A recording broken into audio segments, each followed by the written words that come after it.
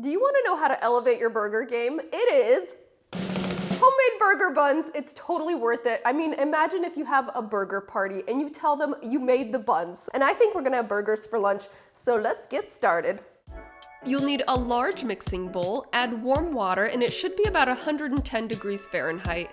Also crack in a room temperature egg, and I like to crack that separately to make sure we don't get any shell fragments in the dough. Next, add sugar, salt, and instant yeast. Whisk that together for about a minute, and that helps to jumpstart the yeast. Now add your room temperature butter and most of your flour. Leave out 1 or 2 tablespoons of flour and add it only if you need it. Use a firm spatula or a food scraper to mix the dough just until it comes together. Transfer that onto a clean work surface and knead the dough for 5 to 6 minutes. Initially, the dough should feel soft and sticky. Add a sprinkle of flour only if it's sticking to your hands. Continue kneading the dough until it's soft, smooth, and elastic. And yes, you can totally do this in the bowl of a stand mixer with a dough hook, but I do find it therapeutic to knead dough by hand. Set the bowl back into your mixing bowl, cover with plastic wrap, and let that rest at room temperature or in a warm place until it's doubled in volume. This takes about an hour and a half if I put it in the oven with the light on. You can see our dough looks big and puffed and beautiful. Gently transfer that onto a clean work surface. Now use a food scraper or a knife to cut the dough into 8 equal pieces.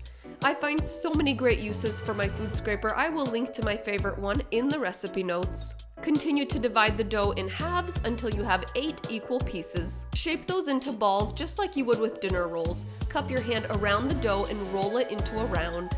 Roll those in the palm of your hand or on your countertop, whichever is easier for you. Then transfer them onto a lined baking sheet. Next, you'll need to press down those balls of dough into about 3 to 3.5 inch wide discs. Press them down gently and evenly, then cover loosely with plastic wrap and let them puff up at room temperature. This should take about an hour, and when they're done, they will look visibly puffed. For a beautifully brown top, we're gonna need an egg wash. Beat together 1 egg and 1 tablespoon of water with a fork. Now generously brush the egg wash over your buns, making sure to cover the top and sides.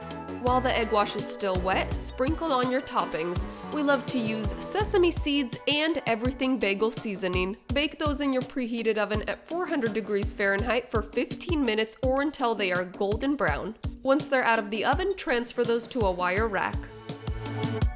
All right, you do want to let these cool down to room temperature before you slice them in half. I don't slice them in half until I'm actually ready to serve them because that way they don't dry out. If you want to make these ahead, you can also transfer the cooled buns right into a freezer-safe zip bag, pop them in the freezer so you have them whenever you need them. They thaw super fast. Let's get into this taste test. I do have a special guest who is really eager to join us because she loves these. Both of my kids do, actually. She couldn't wait. I was gonna slice it and put butter all over it because these are good enough to eat like dinner rolls. They're so good. Oh, look at that. Show them the inside. Show them the center. How soft and lovely these are. Look at that. Now all we need to do is put butter on there and give it a try. Okay, let's get some butter. Can you get a little butter on mine too? That's mine. Well, can I have just a little bite then? A little bite. Just a little bite.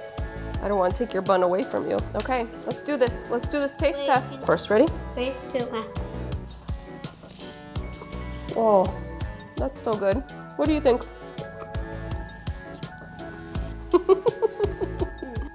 I love you. Seriously, so good. This just does not compare to store-bought.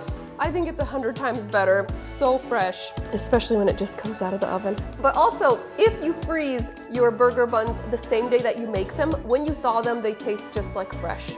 Ooh, that's a lot of butter. Can't wait to make homemade burgers with these. If you haven't tried it already, we do have a really good recipe for homemade hamburgers, also smash burgers, and these buns would be perfect for that. Okay, we better wrap this up. I hope you guys love this. Let me know if you have any recipe requests for what you want to see on our channel. Also, let me know where you spotted Sharky. Definitely check out that burger recipe. All right, we'll see you on the next episode of Natasha's Kitchen. Bye.